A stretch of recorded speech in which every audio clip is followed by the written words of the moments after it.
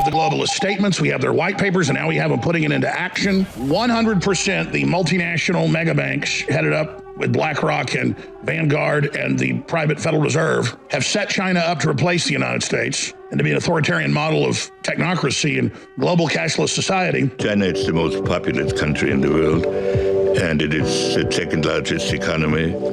And in terms of its influence politically, it belongs among the superpowers.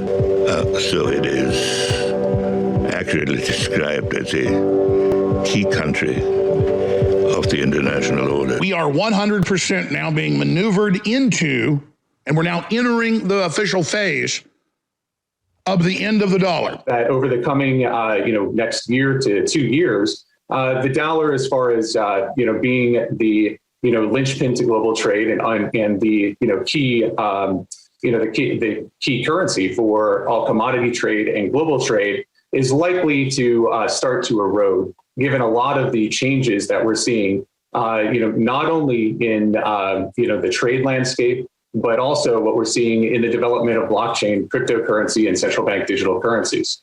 What underpins a world order is always the financial system. We're about to abandon the traditional system of money and accounting and introduce a new one.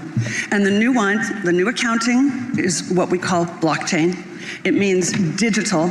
It means having a almost perfect record of every single transaction that happens in the economy, which will give us far greater clarity over what's going on. It also raises huge dangers in terms of the balance of power between states and citizens. In my opinion, we're going to need a digital constitution of human rights if we're going to have digital money. But also, this new money will be sovereign in nature. Most people think that digital money is crypto and private, but what I see are superpowers introducing digital currency. The Chinese were the first. The US is on the brink, I think, of moving in the same direction. The Europeans have committed to that as well. Now, for folks that aren't into the economy and into economics and into currencies and into what that means, this country will look like Venezuela in just a couple years if this actually happens. We will look like Zimbabwe or Weimar Republic, Germany.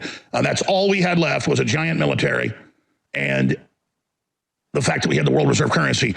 All of the major banks and the CIA and the entire federal government at the top is doing exactly what you do to burn down the U.S. economy and shut us down and use economic warfare on us.